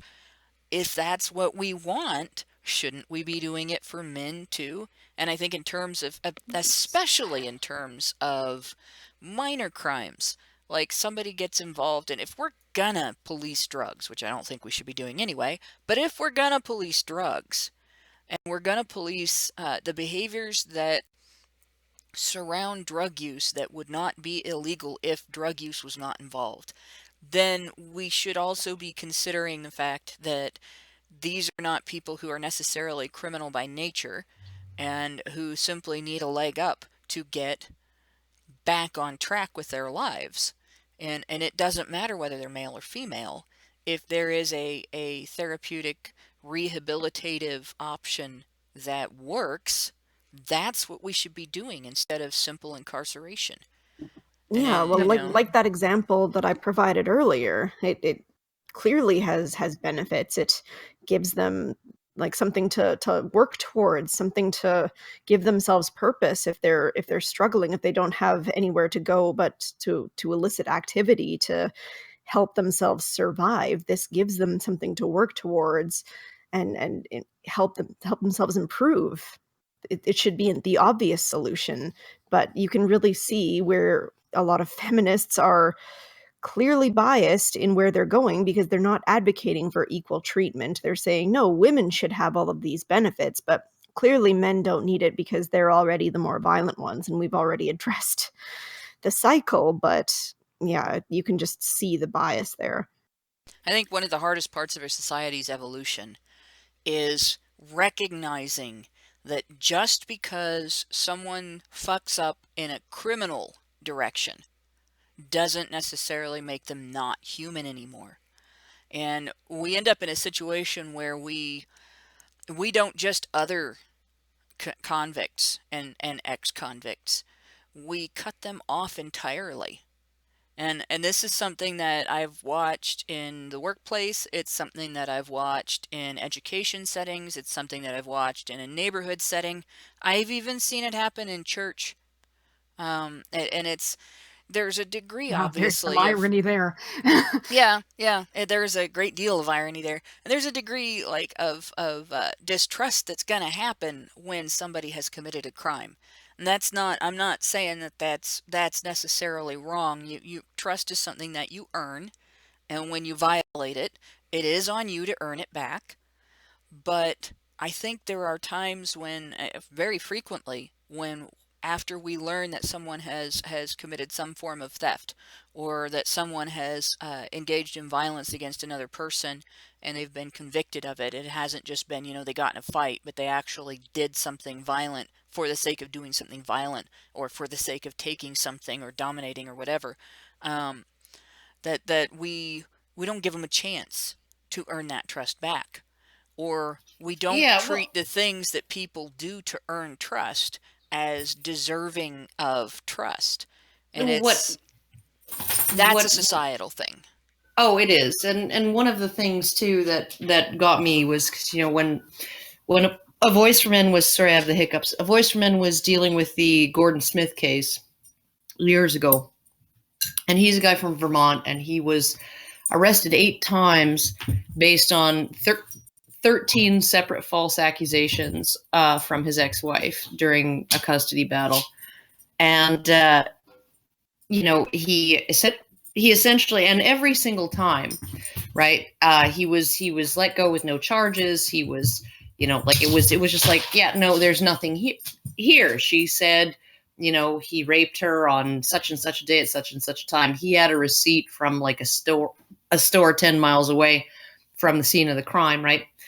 And so he could always prove his whereabouts. And but they never did anything to her because it was like she always had this sort of hazy excuse, because the allegations were always like about an incident that was, a few days or a week or 2 weeks or a month old, right? And so she could always say, "Oh, I must have misremembered the time and the date, or whatever. I was in error about the exact place, right?"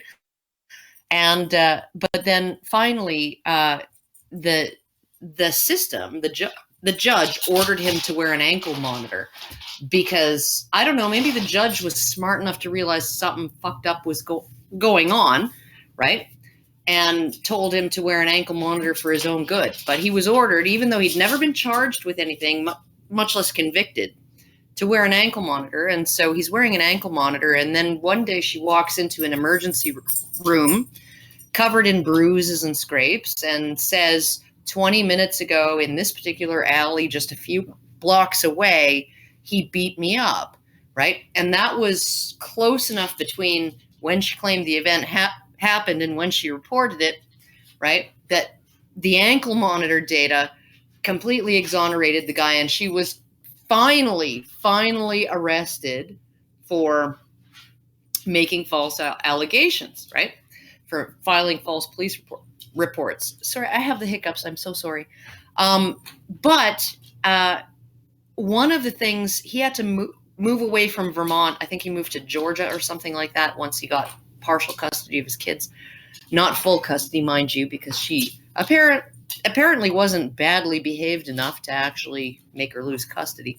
But he moved to another state because the entire time, years of time that he was going through this, right, in Vermont, apparently when people do a criminal record check, just, your employer or whatever, right, they do a criminal record check, it doesn't just give them access to charges or convictions. It gives them access to arrests, right? Have you ever been arrested? And of course, because he had been arrested 8 times, or, however many times, right, he could never get a fucking job. They would always say, oh, no, your criminal background check didn't check out, right? And so, I mean, like that system itself doesn't seem to acknowledge the fact that there might be such a thing as a false allegation of crime, that there might be such a thing as somebody who falsely reports a crime and then the police move in to make an arrest immediately, and then it might all get sorted out, and, doesn't allow for that. And the really bad thing is the police don't really have a choice in the matter. If a woman walks into a police station or calls a police station, or someone calls a police station on her behalf and says that she was being abused by a partner, the way the law is written, arrest is mandatory. And it's not mandatory as in the cops will get written up or the cops will get fired or whatever for not doing it. There is funding that police stations receive from the federal government that they won't get if it's demonstrated that they are not making these arrests.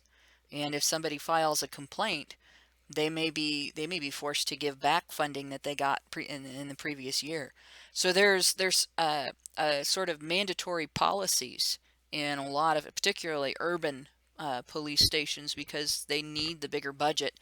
There's mandatory policies, and it's mandatory arrest policy to arrest the guy if they show up when there is a complaint of domestic violence, and or a complaint of any kind of partner abuse, even in cases where the complaint is on behalf of the guy and the woman is the one who is committing the abuse.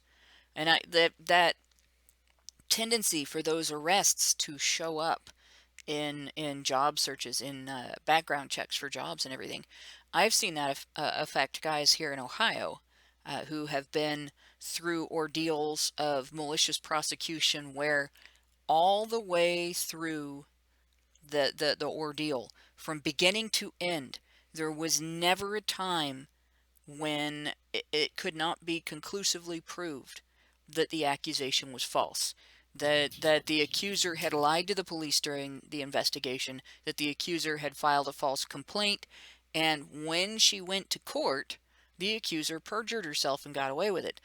There were no repercussions for her for any of those crimes. There were never any arrests. There's no record out there that an employer is going to see if she applies for a job that they do a background check for. But if he so much as applies to work at a gas station now, they're going to know he was arrested 5 times. They're going to know that he had charges filed against him. They're not going to see anything that says he was acquitted. They just won't see anything that says he was convicted. And so that Yeah. that will affect, like, he can't get a job in any areas of security. The details of the arrests might not necessarily be available enough to give him the ability to get jobs in any money handling areas. He wouldn't be able to get a job in any area where he would be responsible as a caregiver. None of that stuff is open to him. He really, and at this point, the guy from the 7 Years in Hell story is unemployed, and he's been unemployed since the ordeal.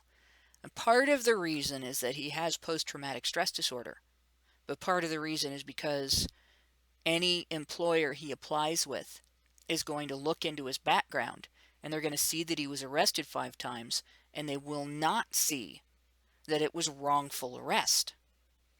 And that's a repercussion that men face. Men are punished for being falsely accused. Well, and the horrible thing too is that the social narrative, right? The cultural narrative, the media narrative is that women almost never lie about these things. And so if he's been arrested, he probably did it, and he just got off on a technicality or whatever, or he intimidated her into dropping the charges or whatever, right? That's the impression that's going to happen with an arrest that didn't amount to anything, is going to be that, he got away with it, not that he was falsely accused. They see arrest. They don't see that the ex accused him of all things, assaulting her at a bus stop, getting kicked in the nuts 3 times, and then after getting kicked in the nuts 3 times by a 230-pound, 5'10" woman running away at top speed during a time period when he was actually recovering from hernia surgery. Yeah, no, he's Superman. No, Yeah, they're not going to see that. And any place, like, if you want to get a job after that, you aren't going to go to Walmart, because the manager at Walmart doesn't process the applications, right? The corporate headquarters processes that side of the applications. You're going to go to a mom and pop shop someplace that can only pay you minimum wage and doesn't have to give you benefits, and go in and say, look, man, I'm in a situation. This is my history. I am actually 100% innocent. I can bring in references. Can you give me a chance? And hope to God that they will. And the thing that is so incredibly, just astoundingly repulsive about that is that, as you said, it has nothing to do with conviction even. I mean, first of all, we talk, like what Prim talked about, how, in these, if we had a different prison system where people got job training and they were set up with things that they could do productively in society after they were released from these, from their incarceration period, that would be one thing. But we're talking about people now who haven't even been convicted of crimes. Oh, no. In some cases, we're talking about people who haven't even been charged with crimes. They've been arrested on suspicion, right? And that is part of their criminal record that is accessible in some states through a background check. So, yeah, no. And so essentially, and then we have, again, the media narrative saying women never lie about these things. And so if there's smoke, there's fire. He got away with it. Infographic from whatever the fuck thing, that. Yeah. And those 4 men up there, or 3 men way up there who were actually convicted out of the 1,000 men or whatever that they're claiming, right? None of them were falsely convicted, right? And all of those men who were not proven to have been falsely accused to a criminal court standard, right? All of those cases go back into the big bucket of rapes that actually happened, right? Right, exactly. When they look at the statistics, which as someone who based on no methodology whatsoever, they will nitpick Cannon. He used polygraphs. That's that's a shoddy methodology. Well, what's the methodology you're using to throw all of those cases where there has been no determination made whatsoever back into the big bucket of rapes that actually happened? Oh, your methodology is women don't lie about rape. Right. It's a sacrifice they're willing to make, There Karen. it is. We've come full circle. Oh God, that statistical stuff really, gets under my skin because it's essentially, yeah, you've said, okay, well, is it X or Y? Did they do it and were they found guilty in a court of law or not? So yes or no. And the answer for 95% of these cases is it's neither one. It's in that case, it is no, they were not found guilty. They were just, arrested or something. Something happened, but they were not found guilty in any way. They weren't convicted. They were nothing of a serious legal matter even happened. But when they do the statistical analysis, they just say, well, how about we include it as a maybe and thereby just say yes?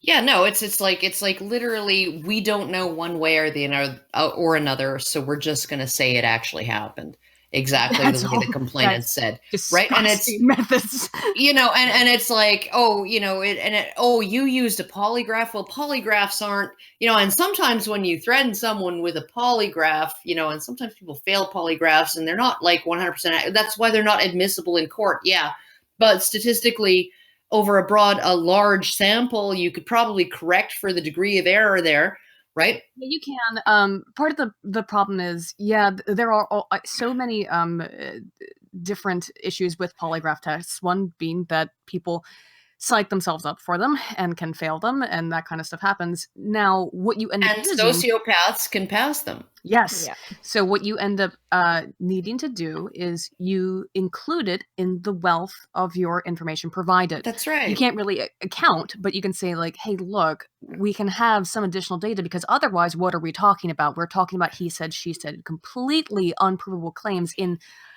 the vast majority of these cases.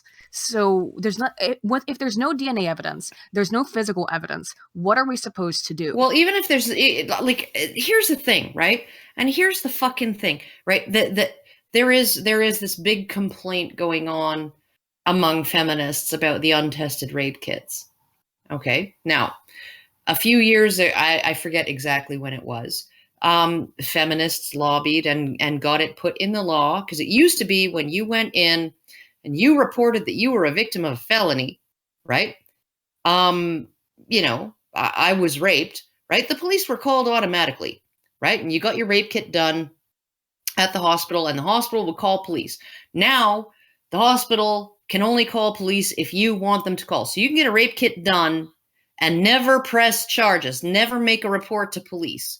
And that's one of those untested rape kits that they're complaining about. Oh, these rape kits that are sitting around untested, right? And among the other rape kits that are sitting around untested are rape kits pertaining to cases where there is no disagreement between the parties as to whether the sex happened. The disagreement is over consent. So if the only thing in the rape kit is DNA evidence, you don't need it. He admitted he had sex with her. He's conceded that, right? Yeah. And the question is of consent. And there's nothing in the report, because this is an untested rape kit. An untested rape kit is the DNA evidence, right? The forensic evidence has not been put to it. It hasn't gone to a lab. I'm going to shorten this, Karen. But you Karen, still have the report from the doctor tonight. saying. Okay, but you still have the report from the doctor Karen, saying there were no tonight, injuries. So I'm going to shorten this. So what you're basically pointing out is that there are rape kits.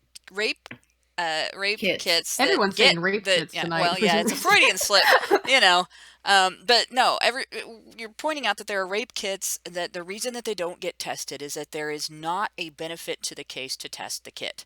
That is an excellent thing to point out, and there is a very simple solution to this.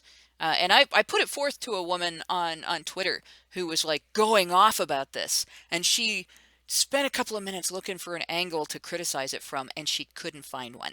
And it just pissed her the fuck off for a minute, and then she followed me, which was funny. She later unfollowed me because I'm not a feminist. But the simple solution to this is you look at the law covering rape kits, you reform it so that 3 groups can demand a rape kit get processed, and it must be done if one of those 3 groups makes that demand. One being the victim, one being the accuser, I should say, and one being the accused, his side of the case, and one being the prosecutor. And if none of those make that demand, the kit does not have to get tested. If the results of the kit create demonstrate guilt, then the perpetrator has to pay for the test. It's part of his fines. If the results of the test demonstrably prove innocence, and it's proved that the accuser lied, then the accuser has to pay for the test. And if the prosecution demanded the test, and then the state covers it. Again, unless there was proof of guilt, in which case then I would say that the guilty party should have to pay for that. And that should go for male or female perpetrators.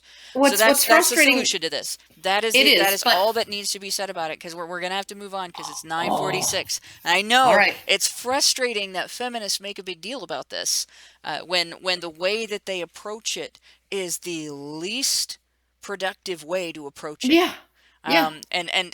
I think what we need to start doing is advocating for that specific reform that I just described. And every time you see a feminist bring it up, advocate for that specific reform, because they aren't going to be able to argue that there's anything wrong with it. If the accuser has complete control and to where they can say, yes, I want this done, and it has to be done because they said they want it done.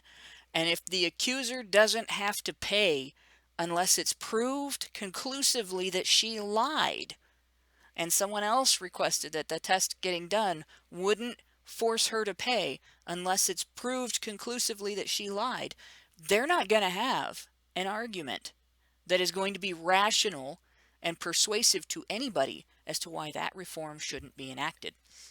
But I'm going to move on and read the rest of the super chats, because I like I said, I have to leave tonight, and we still have an after show to do, and it is 9:45, so we only have a few minutes left. Actually, it's 9:48 now, so we only have a few minutes left before I'm going to have to call it a night for the show and call it to be continued, because there's definitely more to discuss on this. Panic by Numbers gave us $5 and said, could HBR be considered an extension of a caregiver instinct? I think in so much as firefighting can be considered an extension of a caregiver instinct. And not to say that we go through the same risks as firefighters, but we see an emergency situation. And because of that emergency situation, we've stepped forward and we do what we do because that emergency has to be dealt with, and that's basically it. It's not that we don't do it out of care for society and for men and for our families and for women, but the nature of the situation is people in the movement in general, men and women, have always stepped up because this is a societal emergency. Zasu July gave us $5 and says, it comes across that feminists want freedom from the consequence of their choices. And that's exactly what they want. They want freedom from consequence. They want freedom from accountability. They don't want equal accountability, and they never fight for equal accountability. They always fight for equal privileges, equal benefits, equal outcomes, equal positive outcomes, I should say. But you never see them fight for equal negative outcomes, equal harsh treatment, equal responsibility, equal accountability, equal culpability. So, yeah, feminism is essentially about keeping women entitled. Joey Jojo gives us $5 and says, so it's just a way to keep men in prison and women on welfare. It's a way to keep men weak and women entitled. I would argue that this makes both sexes weak in some ways. Being on welfare should never be considered a strength. It's basically a crutch, and the system will break your legs to continue keeping you on that crutch. And it'll break your legs every time it looks like you're getting ready to put that crutch down.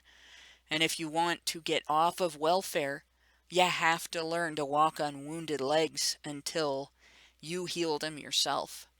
That's a hard thing to do. So, but it is a way to exploit all of society. My dad calls it a plantation. You know, the Mm-hmm. government being the plantation owner and the citizen being the slave. And I think he's right. Well, but I mean, like, it's essentially, it sounds like a sweet deal to the person on the receiving end, because all that's being asked of you, you're not being asked to toil in a cotton field. You're just being asked to vote, right? Yeah, yeah. And It's a Oh, soft form and of slavery, I guess, you but know, it's still slavery, I would say. yeah, I mean, live in poverty. you have agency. You're still agentic, but Hmm. ooh, it's a good analogy. It's like being addicted. Actually, it'd be like if they used drugs to keep people in the cotton fields instead of whips. Um, welfare is the opiate of the masses. yeah, yeah. It's really it really is like an addiction.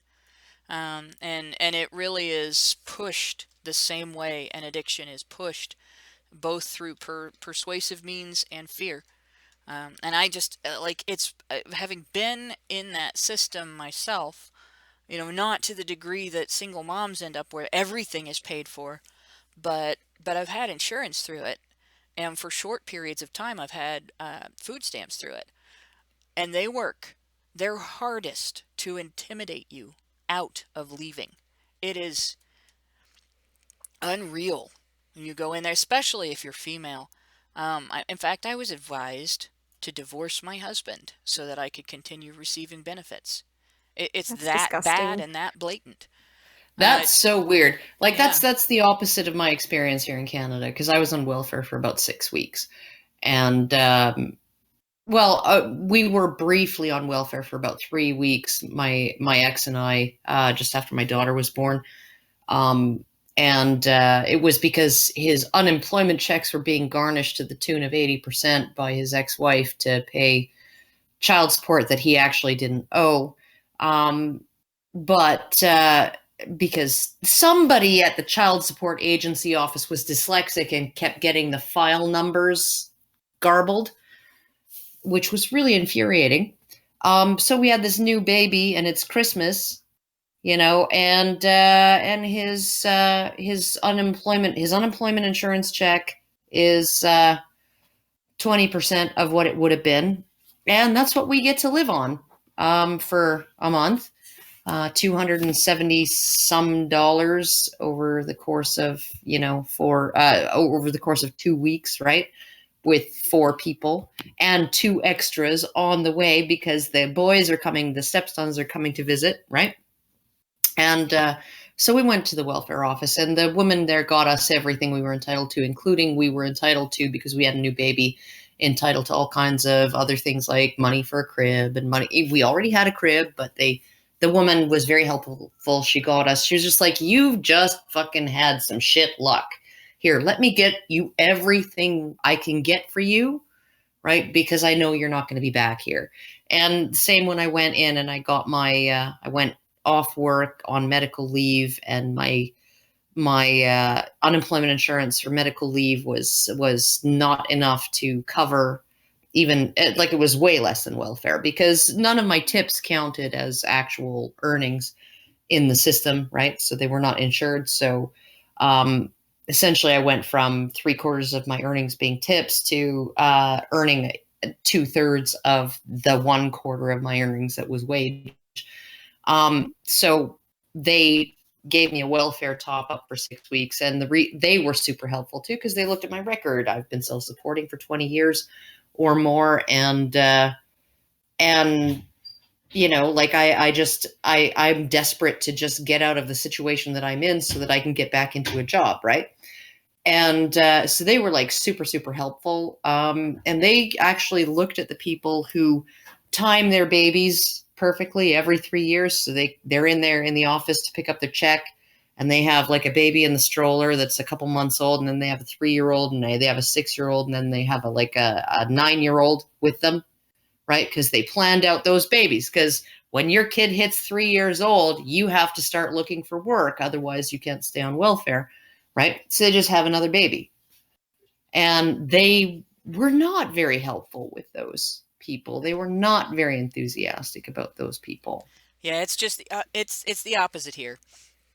Yeah, And it must be. It's well, it's a very strange difference. I'll tell you how bad it was.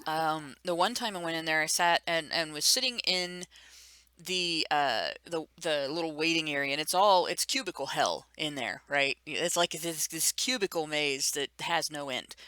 So I'm sitting in this cubicle waiting area, and I look, and on the cubicle wall across from the chair I'm sitting in is this spread from the Dayton Daily News about how people who have successfully worked their way out of the welfare system are now starving, but they can't get welfare because they make too much money. Like, they put that up all over the wall. Then that's fucked up. Yeah, you know, and there it are was like, things about, if you do there are things better, about this is what's going to happen to you. I There are was things- just shocked. Yeah, no, there are things about the system here that I don't like. I don't like that for every dollar you earn, that dollar comes off your welfare check, right? Because it Right. costs money to work. It costs money to get there and back. It costs money to buy clothes that you need to work. It costs money to work, right? And so essentially they deduct every single dollar you earn, or every single dollar you're paid in child support off of your welfare check. And you only earn. So unless you can actually transition into a job that is substantially better than welfare, right? Yeah. To accommodate your childcare costs and your travel costs and your wardrobe and all of the things that you need to actually the financial outlay of being able to go to work, right? Unless you can do that and then actually come out better, whether that's financially better or whether that's breaking even and just having the pride of being self-sufficient, unless you can do that, right, there's no incentive to actually go Yeah. off welfare. Yeah, And see, that's what we the did. case We here. had Yeah. that situation where it's like a cliff. You have to or a canyon that you had to jump across. Here is how far welfare will take you. You're at this earnings level, and if you earn $1 more than this earnings level, they take away everything, or they knock you down another tier in what you're receiving, and it's a significant difference. Enough that it's a lot more than what you have gained, what your improvement is. And so you end up you're looking at this gap between what you have to earn in order to be able to pay all of your bills, and what you're allowed to earn and still receive these so-called benefits. And it's significant enough that you have to take on another part-time job, or you have to get a significant promotion, not like going from cashier to shift leader at a gas station, but actually becoming something like an assistant manager, or going to work at a better job, or graduating college and with a degree and becoming a nurse when you were a nurse's age, or something like that. And that traps a lot of people as well.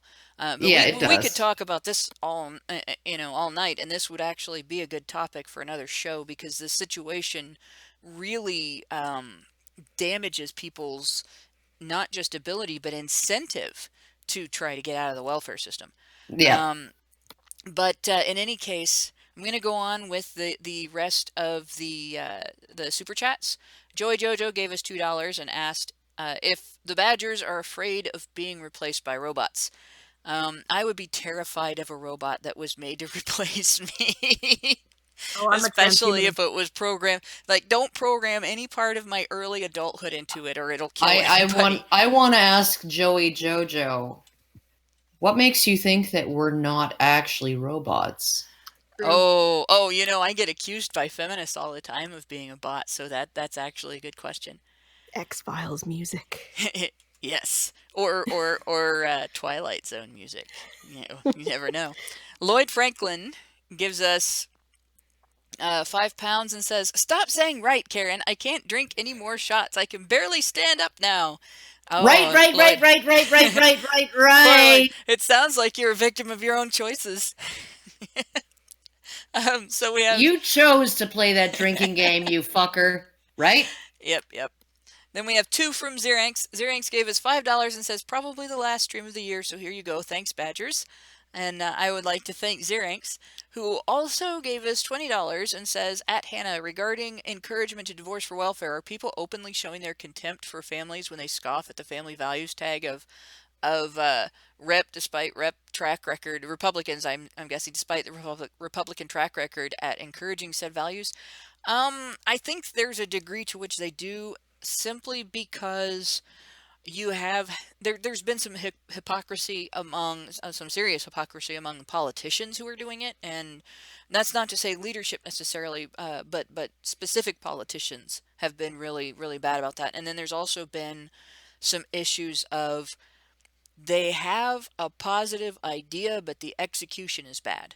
Like when they included in the welfare reform law that they would pay the states to collect child support. The federal government would pay the states to collect child support from the dads that everybody labels deadbeats, without taking any consideration, offering any consideration for the fact that a significant portion of those dads are booted out of their homes by the wife, are kept from being close to their children, are victims of a court system that uses imputed income to create draconian child support obligations that they cannot meet, and who essentially are put in a situation where they're programmed, the situation they're in is programmed for them to fail. And what that ended up doing was incentivizing the states to take control of divorce agreements in a way that they had not controlled them before. And now we have this epidemic of men unable to pay their child support, and their lack of I ability to pay their child support is criminalized. And there's a whole new class of debtors prisons Yeah, around it.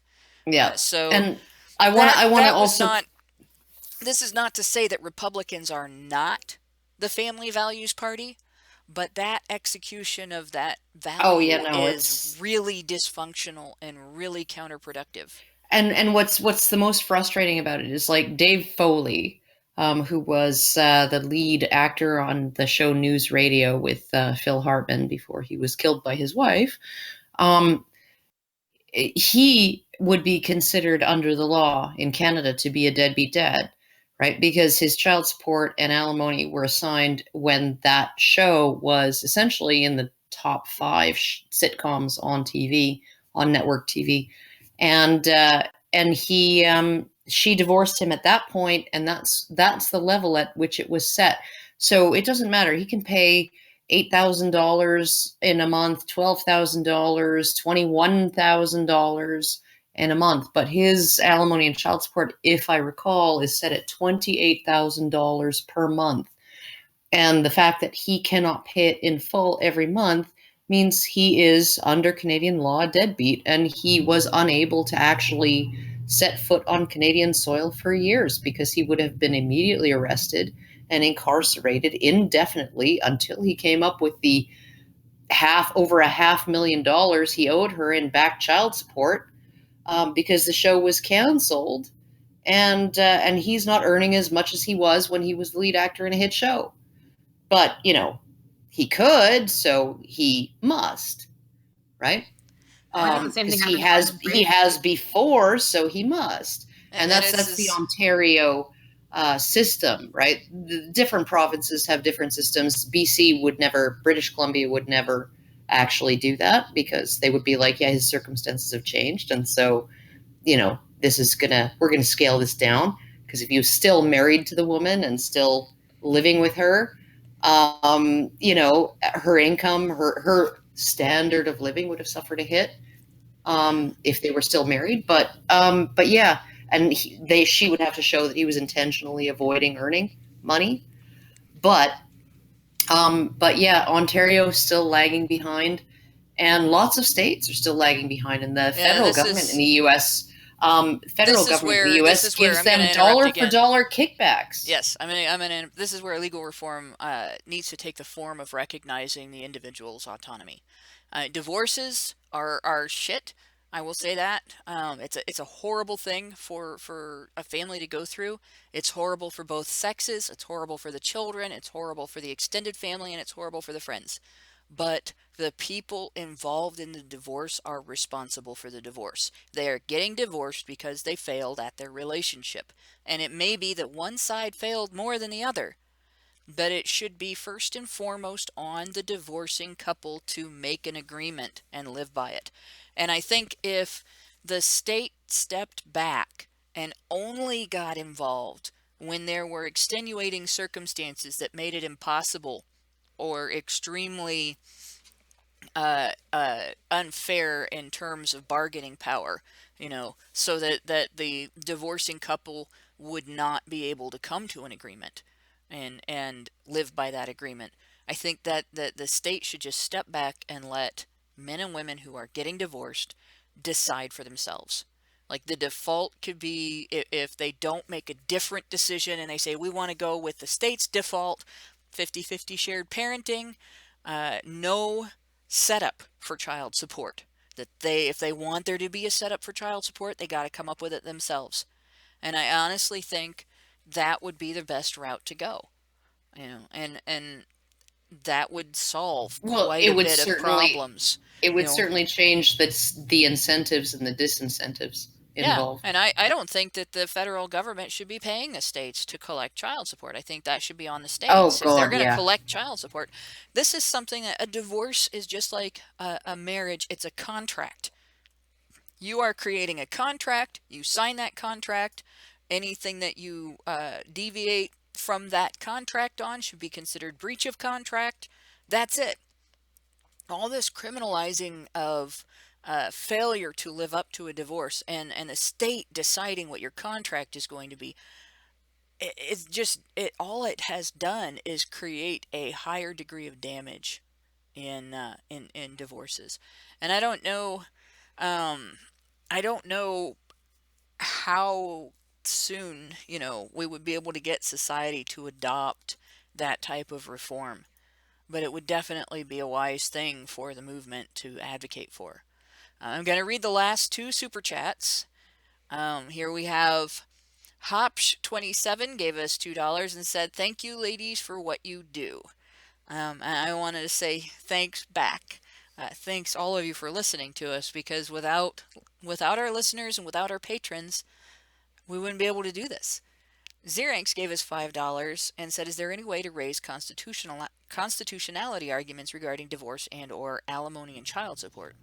Yes, there are. There absolutely are on a bunch of different levels and grounds. There are constitutional issues regarding that. But what there are humans involved in the system, and in order to actually get something to get up to the Supreme Court, just had to get in there. You actually have to have, there has to be a political will. There has to be a public, there has to be some kind of public, some indication that the public wants this, right? And because well, honestly, there would have to be a person to file a lawsuit. There would have to be a plaintiff for the attorneys to represent. There would have to be funding for the lawsuit, and that's where it would have to be matter to the public. But the Supreme Court doesn't make its decisions based on what the public wants. It makes its decisions based on the Constitution. Based on law, and based on the Constitution. But essentially, the Supreme Court can say, essentially, fuck off, dismissed. Yeah, right? they can decide not to hear a case. They can decide that it's not important enough to hear. So, I mean, that's probably not going to be, that route is probably not going to be an effective route for getting this through. This is going to actually take social change. It's going to have to be based on raising public understanding of female accountability, raising public understanding of the importance of having both parents involved in a child's life, raising public understanding and awareness of the fact that money doesn't replace parenting, and then advocating for reform of existing divorce laws. That's Well, hard, yeah, but it's what's yeah, going to have to happen. it is. And But I mean, like like, okay, but when you say the Supreme Court can consider a case not important enough yeah, to actually adjudicate, right? But if there was an outcry from the public, right, then the Supreme Court would have a harder time arguing that it's just not important enough, right. right? Now that public outcry, that type of public outcry, if we raised that degree of public outcry, what we would end up with is enough of a movement to simply get the law reformed. And I think it would probably, either way, it would be a better route. Getting the law reformed, either way, would be a better route. And with that, I'm going to call the show a to be continued, because there is definitely more to discuss on this situation. I want to next episode, what I'm probably going to go through and reiterate some of the questions I asked at the end of the opening for this show, and because there are some things that we probably ought to address in those questions. And with that, I'll go on. Here at Honey Badger Radio, we have been found guilty of wrongthink, and as such, we are on the wrong side of YouTube. If you don't want to wake up one morning and find yourself unable to find our content because our channels have been incarcerated, go to badgerfeed.com. Also, we've moved to a digest format for podcasting, so for those who are listening to this in an audio format, if you want to follow our uncut live streams, you'll be able to find those at badgerfeed.com. So everybody just go to badgerfeed.com, man. It's where the cool kids are. And once again, to all of the cool kids listening tonight, to my co-hosts, and to everyone who helps make Honey Badger live streams happen, thank you and good night.